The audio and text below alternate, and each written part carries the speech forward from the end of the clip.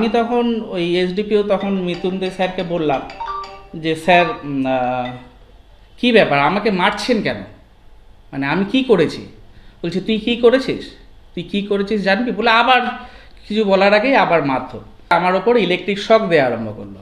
তিনি তৃণমূলের কাউন্সিলর আর তার অভিযোগ এক পুলিশ অফিসারের বিরুদ্ধে, তাও আবার তৃণমূলের আমলে। ইনি ডায়মন্ড হারবার পুরসভার 7 নম্বর ওয়ার্ডের তৃণমূলেরই কাউন্সিলর তমাল হালদার। অভিযোগ 2023-এর 10ই ফেব্রুয়ারি থানায় ডেকে তার উপর অকথ্য অত্যাচার চালায় তৎকালীন এসডিপিও মিতুন দে।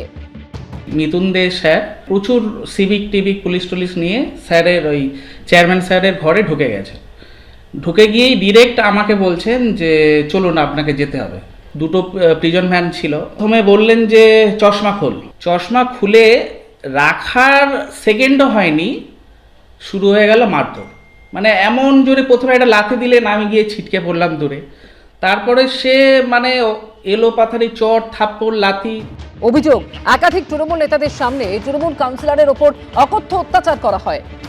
আমি সেই রাত্রেই বিমানে অভিষেক ব্যানার্জির নাম্বার দিয়েছিল, আমি ওনাকে জানিয়েছিলাম। ঠিক 5-10 মিনিটের মধ্যে সেটাই ওনার পিএর আমার কাছে ফোন এলো, বললো হ্যাঁ এমপি সাহেব আমাকে একটা মেসেজ, তোমার মেসেজটা আমাকে ফরওয়ার্ড করেছে, কিন্তু আমরা তখন এখন রয়েছি মেঘালয়, তো আমি ফিরে এসে ব্যাপারটা দেখছি। আমি এই অপেক্ষাতেই বসেছিলাম যে এমপি সাহেব কিছু একটা স্টেপ নেবেন।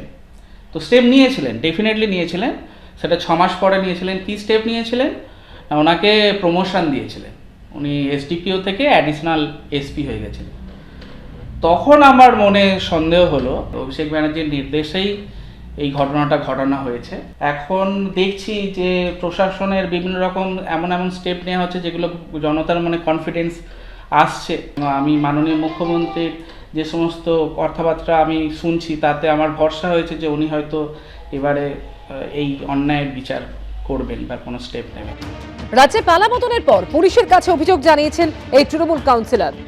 যদিও ডায়মন্ড হারবারের তৎকালীন এসডিপিও মিতুন দে দাবি করেছেন ব্যক্তিগত উদ্দেশ্য চরিতার্থ করতে সম্পূর্ণ মিথ্যা অভিযোগ করা হচ্ছে।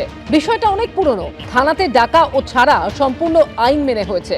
এবিপি আনন্দ। এবিপি আনন্দ, এগিয়ে থাকে, এগিয়ে রাখে।